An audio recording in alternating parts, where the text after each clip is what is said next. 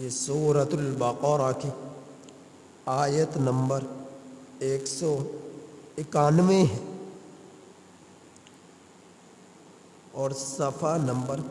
16 سطری قرآن کریم کا 28 ہے۔ ترجمہ یہ ہے: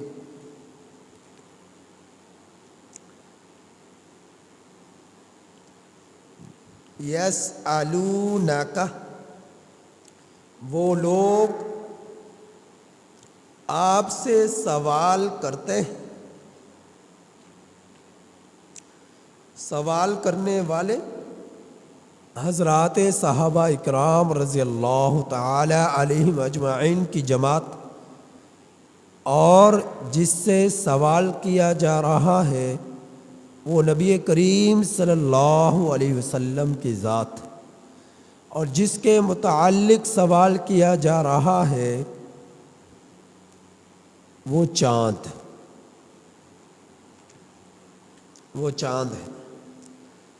ترجمہ: یسألونک، وہ لوگ آپ سے سوال کرتے ہیں، عن الاہلہ، چاند کے بارے میں، قل ہی، آپ کہہ دیجئے، ہی مواقیت للناس والحج، وہ اوقات مقرر ہیں لوگوں کے لیے اور حج کے لیے، ولیس البر، اور نیکی یہ نہیں کہ بأن تأتوا البیوت، یہ کہ تم لوگ آؤ گھروں میں، من ظہورہا، گھروں کی پشت کی جانب سے، ولکن البر من اتقى، اور لیکن نیکی یہ ہے کہ تم لوگ اللہ سے ڈرو،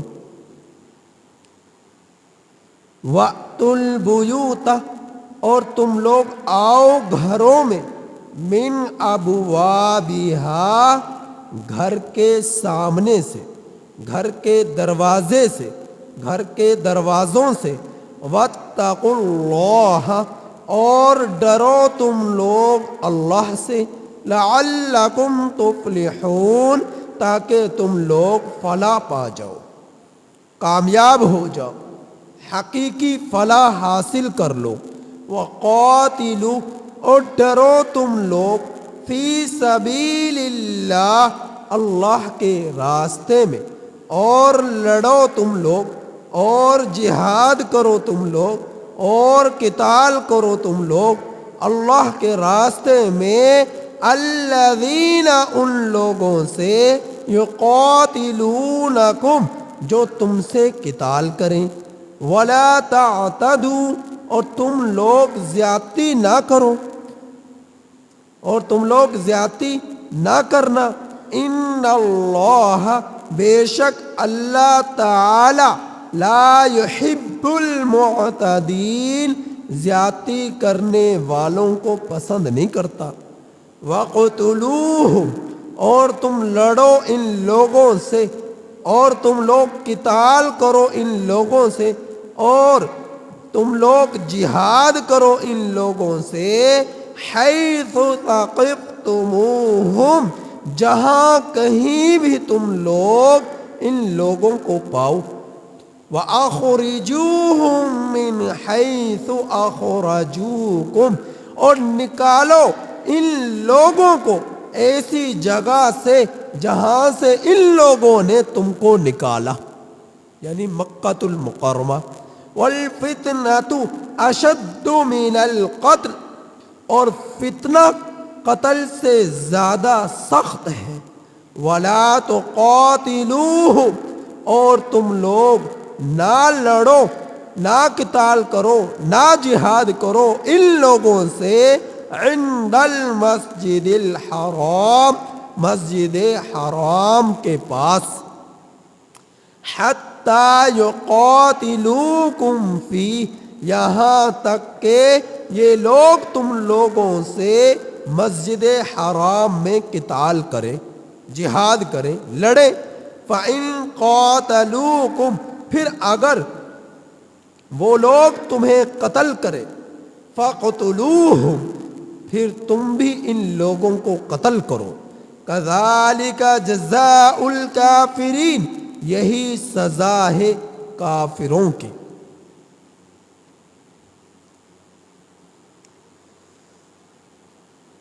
حضرت عبداللہ بن عباس رضی اللہ تعالی عنہ فرماتے ہیں کہ حضرات صحابہ اکرام رضی اللہ تعالی علیہم اجمعین نے نبی کریم صلی اللہ علیہ وسلم سے بہت ہی کم سوالات کیے، آپ صلی اللہ علیہ وسلم کے ادب کو ملحوظ خاطر رکھتے ہوئے بہت کم سوالات کیے، بنسبت دیگر قوموں کے، بنسبت دیگر انبیاء اکرام کے، صحابہ حواریوں کے، ساتھیوں کے، امت کے، قوم کے، دیگر امتوں کی، نبیوں کی قوموں کے، امتوں کے، ساتھیوں کے، حواریوں کے بنسبت حضرات صحابہ اکرام رضی اللہ تعالی علیہم اجمعین نے نبی کریم صلی اللہ علیہ وسلم کے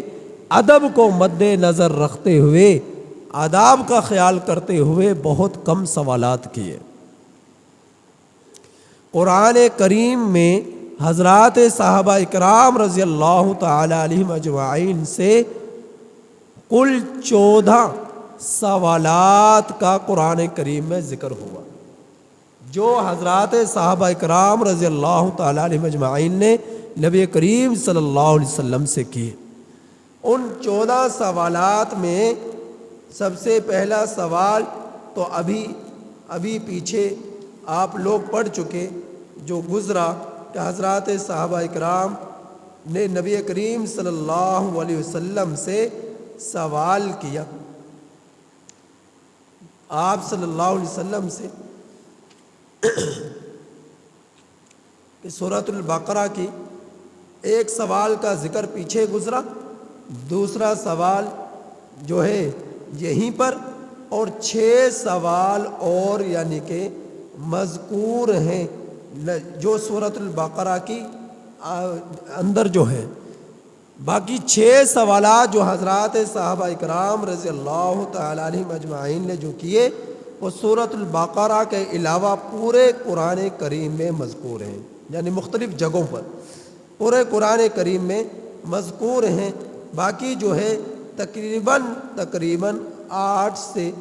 9 سوالات جو ہے حضرات صحابہ اکرام سے وہ سورۃ البقرہ میں مذکور ہیں، جو نبی کریم صلی اللہ علیہ وسلم سے کیے۔ تو کل 14 سوالات ہو گئے جو حضرات صحابہ اکرام رضی اللہ تعالی علیہم اجمعین نے نبی کریم صلی اللہ علیہ وسلم سے کیے، جو سورۃ البقرہ میں اس سے پہلے سوال گزرا، وَإِذَا سَأَلَكَ عِبَادِي، کہ آپ جس وقت وہ آپ سے میرے بندے پوچھیں تو میرے بارے میں کہہ دیجئے میں قریب ہوں، یعنی میرے بارے میں پوچھیں تو اس کا شان نزول بھی گزر گیا، اس کے بارے میں تفسیر ہو چکی کہ جس وقت حضرات صحابہ کرام رضی اللہ تعالی علیہ اجمعین نے نبی کریم صلی اللہ علیہ وسلم سے پوچھا کہ اے اللہ کے رسول صلی اللہ علیہ وسلم، اقریب ربنا، کیا ہمارا رب قریب ہے؟ نناجینا، کیا ہم اس سے آہستہ آہستہ پکارے؟ یا پھر فرمایا ام بعیدنا ربنا، یا ہمارا رب دور ہے کہ ننادینا، ہم اسے چلا چلا کر پکارے۔ اور پھر دوسرے شان نزول یہ بھی بیان کیا تھا کہ بعض صحابہ کرام نے پوچھا این ربنا، ہمارا رب کہاں ہے؟ تو اس کے جواب میں وَإِذَا سَأَلَكَ عِبَادِي عَنِّي فَإِنِّي قریب والی آیت کا نزول ہوا۔ تو اللہ تعالیٰ نے فرمایا کہ میں قریب ہوں، تم مجھے دل میں پکارو، تم مجھے آہستہ پکارو، میں تمہاری پکار کو سنتا ہوں، میں تمہاری شاہ رگ سے بھی زیادہ قریب ہوں تم لوگوں کے۔ تو پیچھے ایک سوال یہ گزر چکا. دوسرا سوال یسألونک عن الأہلہ ہے، والا آیت جو ابھی آپ حضرات کے سامنے تلاوت ہوئی اس میں مذکور ہے. باقی مزید 6 سوالات جو ہے سورۃ البقرہ میں مزید موجود ہیں، اور اس کے علاوہ 6 سوالات پورے قرآن کریم میں سورۃ البقرہ کے علاوہ موجود ہیں. تو حضرات صحابہ اکرام رضی اللہ تعالیٰ علیہ اجمعین نے نبی کریم صلی اللہ علیہ وسلم سے جو سوالات کیے وہ کل 14 ہیں، جن کا تذکرہ قرآن کریم میں مذکور اور موجود ہے. تو ادب کا لحاظ رکھتے ہوئے حضرات صحابہ اکرام رضی اللہ تعالیٰ علیہ اجمعین نے بہت کم نبی کریم صلی اللہ علیہ وسلم سے سوالات کیے، ادب کیا کرتے تھے، اور ادب کی وجہ سے جو ہے بچھتے چلے جاتے تھے زمین کے ساتھ، کہ نبی کریم صلی اللہ علیہ وسلم کے کہیں بے ادبی نہ ہو جائے، آپ صلی اللہ علیہ وسلم کی ذات غرام کی کہیں گستاخی نہ ہو جائے، بے ادبی نہ ہو جائے. تو یہ حضرات صحابہ اکرام رضی اللہ تعالیٰ علیہ اجمعین نے نبی کریم صلی اللہ علیہ وسلم سے سوال کیا. کس چیز کا؟ اہلہ، رؤیت حلال کے بارے میں، چاند کے بارے میں. چاند کیا حلال کہتے ہیں؟ چاند کی اس شکل کو کہ جو مہینے کے شروع میں ہوتی ہے. آپ جب دیکھیں گے جب 1 تاریخ اسلامی مہینے کی ہوتی ہے تو اسلامی مہینے کی 1 تاریخ میں چاند آپ کو بہت باریک نظر آتا ہے. پھر وہ چاند بڑھتا ہے، بڑھتا 15 تاریخ تک پہنچتا ہے، تو 15 تاریخ کے بعد پھر وہ گھٹنا شروع ہو جاتا ہے، یہاں تک کہ مہینہ تکمیل کو پہنچتا ہے. تو چاند کے بڑھنے کی ابتدائی شکل کو حلال کہتے ہیں. تو چاند جو یہ چاند کا گھٹنا ہے اور چاند کے بڑھنا ہے، چاند کی شکل کا کم ہونا یا چاند کی شکل کا بڑھنا، تو حضرات صحابہ اکرام رضی اللہ تعالیٰ علیہ اجمعین نے اس کے متعلق سوال کیا. اب یہ سوال چاند کی اس گھٹنے بڑھنے کی حقیقت کے متعلق تھا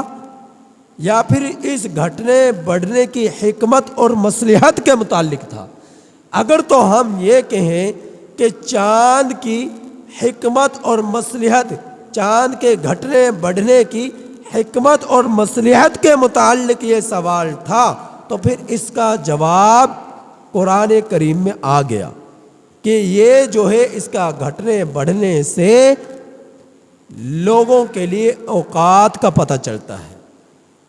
حج کے ایام کا پتہ چلتا ہے، حج کے مہینوں کا پتہ چلتا ہے، اس کے گھٹنے بڑھنے سے تاریخوں کا پتہ چلتا ہے. تو یہ ہے چاند کے گھٹنے بڑھنے میں مصلحت اور حکمت. اور اگر یوں کہیں کہ چاند کی حقیقت کیا ہے، تو چاند کی حقیقت کے متعلق سوال تھا کہ آخر گھٹنے بڑھنے میں کی حقیقت کیا ہے. تو یہ سوال حضرات صحابہ اکرام رضی اللہ تعالیٰ علیہم اجمعین کی شان کریمی سے بعید ہے کہ اس طرح کا وہ سوال کرے. یا اللہ کا نظام ہے، وہ جس طرح چاہے اسے چلائے، گھٹائے یا بڑھائے. ہم کون ہوتے ہیں اللہ رب العزت نظام میں بات کرنے والے؟ نظام کے متعلق تو حکمت مصلحت کے متعلق سوال ہو تو یہ ٹھیک ہے، لیکن اگر حقیقت کے متعلق سوال ہو پھر یہ حضرات صحابہ اکرام رضی اللہ تعالیٰ علیہ اجمعین کی شان کریمی سے بعید ہے. کیونکہ اجرام سماویہ کے متعلق علم حاصل پوری طرح کرنا یہ کسی کے بس کی بات نہیں ہے، یہ اللہ کے علم میں ہے. اجرام سماویہ کے متعلق پوری طرح علم حاصل کرنا یہ انسانوں کی بس کی بات نہیں، یہ تو اللہ تعالیٰ کے ہی علم میں ہے. تو حضرات صحابہ اکرام رضی اللہ تعالیٰ علیہ اجمعین کی چاند کے گھٹنے بڑھنے کی حقیقت کے بارے میں سوال کرنا یہ ان کی شان کریمی سے بعید ہے. تو دوسرے مقام پر بھی اللہ رب العزت نے ان کا چاند اور سورج کا تذکرہ کیا، کہ اللہ رب العزت نے ان کی مقداریں مقرر کی ہیں، چاند کی اور سورج کی منزلیں اور مقداریں. اور دوسرے مقام پر تو فمحونا آیت اللیل وجعلنا آیت النہار مبصرۃ لتبتغوا فضلا من ربکم وَلِتَعْلَمُوا عَدَدَ السِّنِينَ وَالْحِسَابِ. یہ سورج کے متعلق کہ ہم فَمَحَوْنَا ہم بسا اوقات نمونے کو مٹاتے ہیں، دن کے نمونے کو، دن کی نشانی کو مٹاتے ہیں اور رات کو لے آتے ہیں، اور پھر ہم رات کے نمونے کو مٹاتے ہیں یعنی رات کی تاریکی کو مٹاتے ہیں، مبصرۃ تاکہ دیکھنے والے آسانی سے اپنے معاملات کو تکمیل تک پہنچا سکے، سر انجام دے سکے، اور تاکہ لِتَبْتَغُوا فَضْلًا مِّن رَبِّكُمْ اپنے رب کے فضل کو، رزق حلال کو تلاش کر سکے، وَلِتَعْلَمُوا عَدَدَ السِّنِينَ وَالْحِسَابِ اور تاکہ جان سکے عدد السنین والحساب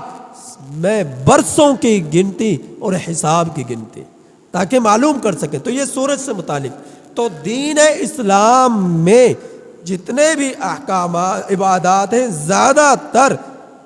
ان کا تعلق ہی قمر سے متعلق ہے، قمری تاریخوں سے متعلق ہے، چاند کی تاریخوں سے متعلق ہے. آپ رمضان کو لے لیں، رمضان المبارک کا مہینہ، روزے رکھنا، یہ سارے اسلامی مہینے سے تعلق رکھتے ہیں. اب رمضان المبارک کا مہینہ ہے تو اسلامی تاریخ کے اعتبار سے، قمری تاریخ کے اعتبار سے تو رمضان ہی میں روزے رکھے جائیں گے. شعبان کی 15 تاریخ کو لے لیں کہ عبادت کی رات ہے تو اسلامی تاریخ کو مد نظر رکھا جائے گا. آپ محرم کی تاریخ کو لے لیں، عبادت کی تاریخ ہے تو آپ اسی میں عبادت کر سکیں گے. آپ حج کے ایام کو لے لیں، حج کے 3 مہینے ہیں، ذیقعدہ، یہ شوال، ذیقعدہ، ذی الحج، یہ 3 مہینے ہیں حج کے. تو یہ حج کے مہینے قرار دیے گئے تو ان 3 مہینوں کے شروع سے آپ حج کے لیے سفر کر سکتے ہیں. اور پھر حج کے دن 5 دن حج کے ہیں، 9، 10، 11، 12، 13، یہ 5 تاریخیں ذی الحج کے مہینے کی حج کی تاریخیں ہیں. اس میں آپ جو ہے حج کی عبادات کریں گے، عظیم عبادات. تو یہ جتنی بھی عبادات ہیں سب عبادات کا تعلق قمری چاند پر مشتمل ہے، قمری تاریخ پر مشتمل ہے، چاند کی تاریخ پر مشتمل ہے عبادات کا تعلق. تو سورج سے عبادات کا تعلق بہت کم ہے. عبادات کا تعلق سورج سے، شمسی کیلنڈر سے بہت کم ہے، یعنی اس سے برائے نام ہی حساب کیا جاتا ہے. زیادہ تر حساب قمری تاریخ سے متعلق ہے. تو مصلحت اور حکمت کے متعلق حضرات صحابہ اکرام رضی اللہ تعالیٰ عنہم اجمعین نے سوال کیا تو اللہ تعالیٰ نے جواب دیا کہ اس میں اوقات مقرر ہیں لوگوں کے لیے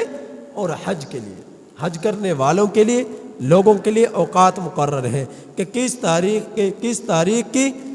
کے اندر عبادت کرنا ہے اور کس تاریخ میں نہیں کرنا، اور کن دنوں میں حج کرنی ہے، کن دنوں میں نہیں کرنی. تو یہ تاریخیں جو ہے مقرر کرنا چاند کے اعتبار سے یہ حکمت اور مصلحت ہے. تو اللہ تعالیٰ نے جواب دے دیا. پھر فرمایا اگلی آیت میں کہ نیکی یہ نہیں کہ تم لوگ آؤ اپنے گھروں کی پشت کی جانب سے، بلکہ نیکی تو یہ ہے کہ تم اپنے گھر کے دروازوں سے آؤ، سامنے سے آؤ. حضرات صحابہ اکرام رضی اللہ تعالیٰ عنہم اجمعین ابتدائی اسلام میں حج کا احرام باندھا تو یا عمرے کا احرام باندھا تو احرام باندھنے کی صورت میں گھر کے، کیونکہ ان کے گھر جو ہے قریب تھے حرم کے، تو ان اپنے گھروں کے سامنے کی جانب سے آنے کے بجائے ناواقفیت کی بنا پر پچھلی جانب سے آتے، دیوار میں نقب لگا کر، پچھلی جانب سے آتے، دیوار میں نقب لگا کر دیوار کو توڑا، گھر کی پچھلی جانب سے اندر داخل ہوتے. تو اس پر فرمایا کہ اگر تم نے گھروں میں داخل ہونا ہے تو سامنے کی جانب سے آؤ، پچھلی جانب سے کیوں آ رہے ہو؟ تو حضرات صحابہ اکرام رضی اللہ تعالیٰ عنہم اجمعین اس وجہ سے آگے سے نہ آئے کہ ہو سکتا ہے کہ یہ ہم ہر احرام کی حالت میں ہے، ہمارے لیے گھر کے اندر سامنے کی جانب سے داخل ہونا منع ہو تو پچھلی جانب سے آتے، تو اس پر منع فرما دیا۔ نیکی یہ نہیں کہ تم گھروں کے پچھلی جانب سے آؤ، تم نے آنا ہی ہے تو گھر کے دروازے سے بھی داخل ہو سکتے ہو۔ تو اس آیت کریمہ سے یہ بات معلوم ہوئی کہ اللہ تعالیٰ کی طرف سے کوئی چیز حلال ہے تو اسے حرام قرار دینا یہ بھی گناہ ہے، اور کوئی چیز دین کا حصہ نہیں اسے حصہ بنا لینا یہ بھی گناہ ہے۔ یعنی مباح چیزوں کو حرام قرار دے دینا، یعنی اپنے لیے ممنوع سمجھنا، حلال ہے جائز ہے لیکن اس کام کے کرنے کو اپنے لیے حرام سمجھنا، منع سمجھنا، تو اس کی بھی شریعت میں اجازت نہیں، یا جو طریقہ اسلام میں نہیں اور اپنی طرف سے اسے اسلام کے اندر داخل کر دینا کہ یہ اسلام ہی کا طریقہ ہے جبکہ اسلام کا طریقہ نہیں، تو یہ بھی کیا ہے؟ بدعت ہے، گناہ ہے۔ تو ان کاموں سے بچا جائے۔ اپنی طرف سے کوئی اسلام شریعت کا کوئی بھی عمل، شریعت کا عمل نہ بتلایا جائے، جو شریعت میں جو عبادت ہے اسے عبادت سمجھے جائے، جو شریعت میں عبادت نہیں اسے عبادت نہ سمجھا جائے۔ شریعت میں جن چیزوں کا استعمال مباح ہے جائز ہے انہی چیزوں کو مباح اور جائز سمجھا جائے۔ شریعت میں جو چیزوں کا استعمال مباح نہیں ہے، ممنوع ہے، تو ان چیزوں کو ممنوع سمجھا جائے۔ اپنی طرف سے کسی چیز مباح کو ممنوع قرار دینا یا ممنوع چیز کو مباح قرار دینا اس کی شریعت میں گنجائش نہیں۔ تو غلط فہمی کی بنا پر حضرات صحابہ اکرام نے یہ سمجھا تو نبی کریم صلی اللہ علیہ وسلم پر اللہ جل جلالہ نے قرآن اتار دیا اور فرمایا کہ اگر گھروں میں یہ داخل ہونا ہی چاہتے ہیں تو دروازے کی جانب سے داخل ہوں، پچھلی جانب سے گھر میں داخل نہ ہو۔ تو یہ اس آیت کریمہ کا شان نزول فرمایا کہ یہ اور اصل نیکی یہ نہیں کہ تم گھروں کی پچھلی جانب سے نقب لگا کر دیواروں کو توڑ کر سوراخ کر کر اندر داخل ہو۔ اصل نیکی تو یہ ہے کہ تم لوگ اپنے رب سے ڈرو، اپنے رب سے ڈرو، رب سے ڈر کر اپنی عبادات کو تکمیل بخشو، رب سے ڈر کر زندگی گزارو، رب سے کبھی غافل ہو کر غفلت میں زندگی نہ گزارو، اور تم لوگ اپنے گھروں کی سامنے کی جانب سے آؤ، دروازے کی سمت سے آؤ اور ڈرو اللہ تعالیٰ سے، لعلکم تفلحون، تاکہ تم لوگ فلاح پاؤ۔ فلاح وہ ہے، فلاح کسے کہتے ہیں؟ فلاح کہتے ہیں ایسی کامیابی کو جس کے چھننے کا نہ تو ڈر ہو اور نہ ہی ختم ہونے کا ڈر ہو۔ فلاح کیسے کہتے ہیں؟ ایسی کامیابی کو کہ جس کے نہ تو چھننے کا خوف ہو اور نہ ہی اس کے ختم ہونے کا خوف ہو۔ کوئی تم سے چھین لے گا یا تم سے استعمال سے گھٹ جائے گی، کم ہو جائے گی، تو ایسے فلاح ایسی چیزوں سے پاک ہے۔ فلاح کہتے ہیں ایسی کامیابی کو کہ جس کے نہ تو چھننے کا خوف ہو نہ ہی اس کے کم ہونے کا خوف ہو، ایسی کامیابی کو فلاح کہتے ہیں۔ تو دنیا میں جو ہمیں مال و دولت مل جائے یا دنیا میں ہم کروڑ پتی ارب پتی بن جائے تو یا جائیدادیں کے مالک، فیکٹریوں ملز کے مالک بن جائے تو وہ ہمارے لیے کامیابی نہیں ہے۔ اصل کامیابی وہ ہے، کیونکہ جائیدادوں کے ملنے سے یا دولت کے ملنے سے یا شہرت کے ملنے سے یا بنگلوں کے ملنے سے یا گاڑیوں کے ملنے سے، چاہے کوئی صدر ہو تو اسے بھی ڈر لگ رہا ہے میری کہیں صدارت چھن نہ جائے، اگر کوئی کروڑ پتی ہے تو اسے بھی ڈر لگ رہا ہے کہیں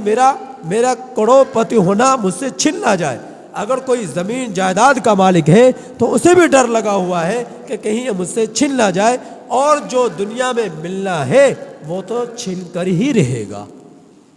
یا تو اس کی موت اس سے چھڑا دے گی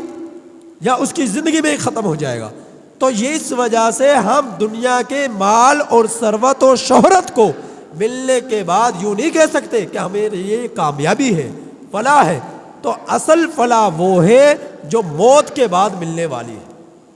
جنت کی صورت میں وہ فلاح ہے، کیونکہ اس فلاح کے ملنے سے کے بعد نہ تو اس کے گھٹنے کا خوف ہوگا نہ ہی اس کے چھلنے کا خوف ہوگا، وہ ہمیشہ ہمیشہ کی فلاح ہے۔ تو پھر ہم غفلت کی چادر اتار کر اس اصل فلاح کی طرف جستجو لگائیں،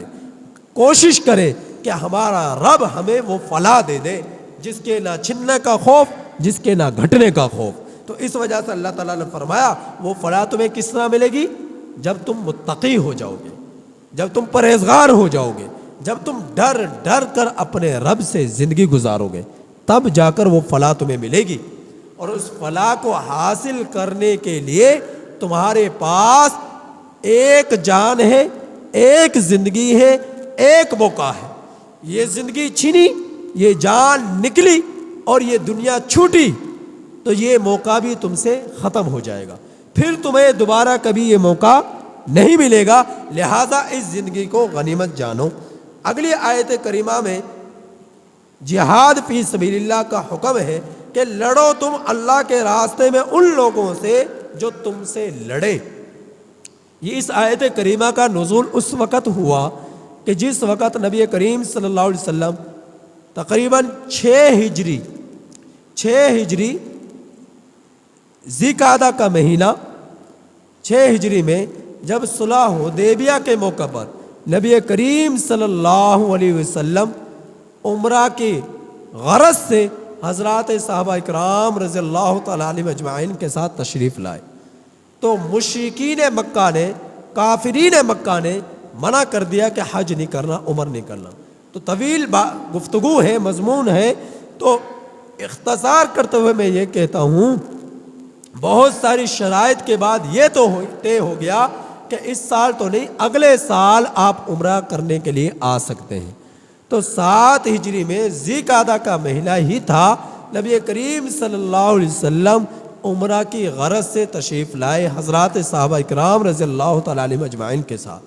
لیکن ساتھ میں یہ خدشہ تھا کہ کہیں یہ کافر مشرک لوگ معاہدے کو توڑ نہ دیں اور اس مرتبہ بھی عمرہ کرنے سے ہم لوگوں کو روک دیں۔ تو اللہ تعالیٰ نے قرآن کریم کی اس آیت کریمہ کو نازل فرما کر بتلا دیا کہ تم اب عمرہ کرنے کے لیے آ رہے ہو، تو اب عمرہ کی غرض سے جب مکہ المکرمہ میں داخل ہو گئے، اگر وہ لوگ تمہیں منع کرے یا تم سے قتال کرے تو تمہیں بھی پھر اجازت ہے ان سے قتال کرنے کی، تمہیں بھی پھر اجازت ہے ان سے جہاد کرنے کی۔ تو اللہ تعالیٰ نے اس آیت کریمہ میں اجازت عطا فرما دی، اجازت عطا فرما دی اور فرمایا کہ اگر وہ تم سے لڑے پھر تم لڑو، اگر وہ تمہیں کرنے دے تو پھر بڑی اچھی بات کہ تم پھر اللہ عمرہ کرو، حج کرو۔ لیکن اگلے آیت میں یہ فرمایا کہ جہاں کہیں بھی تم ان لوگوں کو پاؤ ان سے جہاد کرو، قتل کرو، اور فرمایا کہ ان کو نکالو ایسی جگہ سے جہاں سے تمہیں نکالا ان لوگوں نے۔ نبی کریم صلی اللہ علیہ وسلم کی ساری زندگی، حضرات صحابہ اکرام رضی اللہ تعالیٰ عنہم اجمعین کی ساری زندگی جو مکی تھی وہ صبر اور تحمل کے ساتھ گزری، مشکلات کے ساتھ گزری، اور جو ہے دکھوں کا سامنا کر کر گزری۔ آپ کو ستایا گیا، مارا گیا، پیٹا گیا، حضرات صحابہ اکرام رضی اللہ تعالیٰ عنہم اجمعین کو جو ہے شہید کیا گیا، خون بہایا گیا اور برا بھلا کہا گیا۔ اس طرح صبر کے ساتھ نبی کریم اور حضرات صحابہ اکرام رضی اللہ تعالیٰ عنہم اجمعین کی ساری زندگی جو مکی تھی گزری، یہاں تک کہ مشرکین مکہ نے آپ اور آپ کے صحابہ کو مکہ المکرمہ سے نکلنے پر مجبور کر دیا اور آہستہ آہستہ ہجرت کرنا شروع کر دی، یہاں تک کہ مکہ المکرمہ کو چھوڑ کر مدینہ المنورہ، کچھ حبشہ، کچھ شام کی طرف روانہ ہو گئے۔ تو ان لوگوں نے نکالا، مشرکین مکہ نے، کافرین مکہ نے حرم مکہ المکرمہ سے، اپنے ہی شہر سے نبی کریم صلی اللہ علیہ وسلم اور آپ کے صحابہ رضی اللہ تعالیٰ عنہم اجمعین کو۔ تو اب اللہ تعالیٰ فرما رہے کہ اگر ان لوگوں نے تمہیں عمرہ کرنے سے اس سال بھی منع کیا، روکا اور تم سے قتال کیا، تو پھر تمہیں بھی اجازت ہے، تم اب ان سے لڑ سکتے ہو، قتال کر سکتے ہو۔ مکی زندگی میں ممانعت تھی، لیکن اب مدنی زندگی میں اجازت مل گئی کہ اب تم ان لوگوں سے لڑائی کر سکتے ہو، جہاد کر سکتے ہو، قتال کر سکتے ہو، لیکن فرمایا کہ زیادتی نہ کرنا، زیادتی کیا؟ حد سے تجاوز نہ کرنا۔ کیا حد سے تجاوز؟ کہ کوئی شخص بوڑھا ہے، عورت ہے،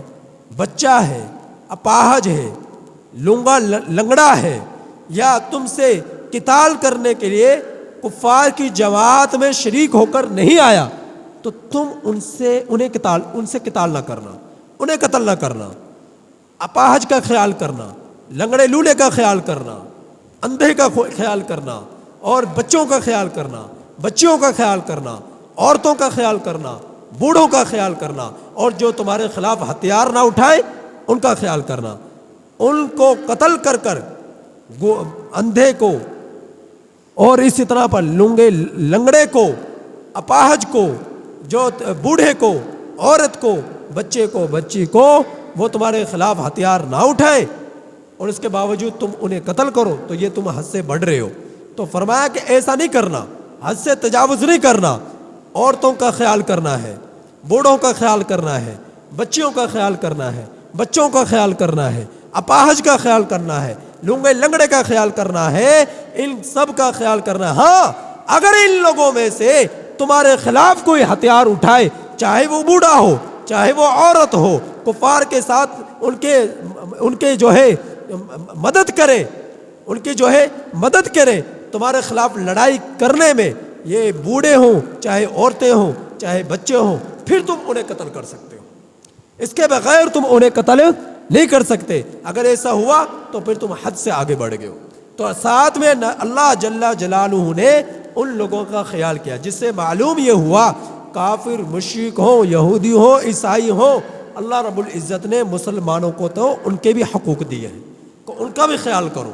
لیکن اگر وہ مسلمان کے خلاف سازشیں کریں اور ہتھیار اٹھائیں تو پھر تم ان کے خلاف ہتھیار اٹھاؤ، ہتھیار اٹھاؤ۔ اور فرمایا فتنہ جو ہے قتل سے زیادہ سخت ہے، کافروں کا کفر، مشرکین کا شرک اور مسلمانوں کے خلاف تیاریاں، قتال کی سازشیں مسلمانوں کے خلاف، یہ قتل سے بھی زیادہ سخت ہے۔ تو فتنے کو ختم کرنا ہے، شرک کو ختم کرنا ہے، کفر کو ختم کرنا ہے، کافروں کی سازشوں کو ختم کرنا ہے جہاد اور قتال کے ذریعے سے۔ لیکن ساتھ میں ہدایت دی کہ دیکھیے حرم مکہ، اس کی اللہ رب العزت نے حرمت کا لحاظ رکھا ہے، خیال کیا ہے۔ فرمایا کہ مکہ المکرمہ بیت اللہ جو حرم شریف ہے، اس کے آس پاس ارد گرد جو حرم کی جگہ ہے، اس کے ارد گرد، اس کے قریب قریب، اس کے اندر تم لوگوں نے قتال نہیں کرنا، جہاد نہیں کرنا، یہ تو دور کی بات ہے جہاد۔ فرمایا کہ اگر کوئی شکاری پرندہ ہے اس کا شکار بھی نہیں کرنا، اگر حرم شریف کے اندر کوئی پرندہ ایسا ہے جس کا شکار کیا جا سکتا ہے، حلال پرندہ ہے، تو تم نے حرم کے اندر اس کا شکار بھی نہیں کرنا، چاہے جا کے لڑائی کرو۔ ہاں اگر یہ لوگ حرم کے اندر قتل کرنے کی کوشش کریں تم بھی اسے قتل کر سکتے ہو، حرم کے اندر بھی۔ اگر تمہیں لگتا ہے کہ یہ اب ہمیں قتل کریں گے، ہمارے اوپر تلوار چلائیں گے، گولی چلائیں گے، قتل کرنے کی کوشش ہے، تو تم جواباً اسے قتل کر سکتے ہو، حرم کے اندر بھی اس کی اجازت دے دی۔ اور فرمایا کہ ہاں اگر وہ تمہارے خلاف ہتھیار نہ اٹھائیں تو پھر حرم کے اندر، اور عام حالات میں تو ممانعت ہے ہی، لیکن حرم کے اندر بھی تم نے ان لوگوں کے ساتھ قتال نہیں کرنا۔ تو اس کا اللہ رب العزت نے ہدایت عطا فرمائی۔ اس کی کا بیان ہے کہ وَلَا تُقَاتِلُوهُمْ، اور نہ تم قتل کرو ان لوگوں کو، عند المسجد الحرام، مسجد حرام کے پاس، حتیٰ یقاتلوکم فی، یہاں تک کہ وہ لوگ تم کو مسجد حرام میں قتل کریں۔ فَإِن قَاتَلُوكُمْ، پھر اگر وہ تمہیں قتل کرے، فَاقْتُلُوهُمْ، تو پھر تم بھی انہیں قتل کرو۔ كَذَلِكَ جَزَاءُ الْكَافِرِينَ، اسی طرح سزا ہے کافروں کی، کیونکہ انہوں نے مسلمانوں کے خلاف اگر یہ سازشیں رچیں گے اور جو ہے قتل کرنے کی کوششیں کریں گے اور مسلمانوں کو عبادات سے روکیں گے، تو عبادات سے روکنا، حج بیت اللہ سے روکنا، عمرے کی ادائیگی سے روکنا اور حرم شریف کے اندر عبادات سے روکنا، یہ کیا ہے؟ یہ فتنہ ہے۔ یہ کیا ہے؟ یہ فتنہ ہے، اور فتنہ قتل سے زیادہ سخت ہے۔ اگر یہ تمہیں عبادات کرنے نہیں دیتے تو تم ان سے قتال کر سکتے ہو۔ نبی کریم صلی اللہ علیہ وسلم صلح حدیبیہ کے موقع پر آئندہ سال اگلے سال جب عمرے کے لیے تشریف لائے تو یہی خدشہ تھا کہ ہو سکتا ہے اس مرتبہ یہ معاہدے کو توڑ دے اور ہمیں عمرہ کرنے نہ دے. تو اللہ تعالیٰ نے فرمایا کہ اگر یہ روکیں گے تو یہ فتنہ ہے، روکنا ان کا فتنہ ہے. اگر یہ ایسا کریں تمہیں روکے، اس سال بھی عبادت نہ کرنے دے، تو پھر تم ان سے قتال کرو. تو ان آیات کریمہ میں ہمیں کیا بات معلوم ہوئی؟ ایک بات یہ معلوم ہوئی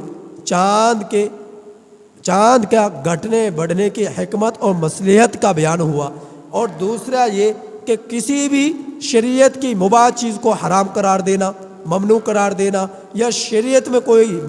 جس چیز کا حکم نہیں اسے شریعت کا حصہ سمجھ لینا، اس چیز کی ممانعت. اور دوسرا کیا کہ جہاد کے وقت عورتیں، بچے، بوڑھے، لنگڑے، اپاہج یا جو تمہارے خلاف ہتھیار نہ اٹھائیں، ان کافر اور مشرک لوگوں کا جو ہے احساس کرنا، خیال کرنا، ان کو حقوق کی پاسداری کرنا، اور اگر وہ ہتھیار اٹھائیں تو ان سے بھی قتال کرنا. اور اسی طرح حرم شریف کی حرمت کا خیال کرنا. اگر حرم شریف کے اندر بھی اگر کوئی تمہارے خلاف ہتھیار اٹھائے تو تم اپنے تحفظ کے لیے ان کے خلاف ہتھیار اٹھا سکتے ہو. باقی حرم شریف کے باہر تو دفاعی جہاد، اپنا تحفظ کے لیے، اپنے وطن کے تحفظ کے لیے، مسلمانوں کے عزت کے تحفظ کے لیے دفاعی قتال بھی کر سکتے ہیں، اور جو ہے اسی طرح پر ابتدائی جہاد بھی کر سکتے ہیں کافروں اور مشرکوں سے. لیکن حرم شریف کے اندر جو ہے ابتدائی جہاد کی تو اجازت نہیں ہے. البتہ حرم شریف کے اندر اپنے دفاع کے لیے اگر تمہیں کوئی قتل کر رہا ہے تو پھر تم اپنے دفاع کے خاطر اسے قتل کر سکتے ہو، اس کافر مشرک کو قتل کر سکتے ہو. تو اس مسئلے کا بیان ہوا ان آیات کریمہ میں. تو اللہ تعالیٰ سے دعا ہے کہ اللہ تعالیٰ ہم سب لوگوں کو ان تمام باتوں کی صحیح معنی میں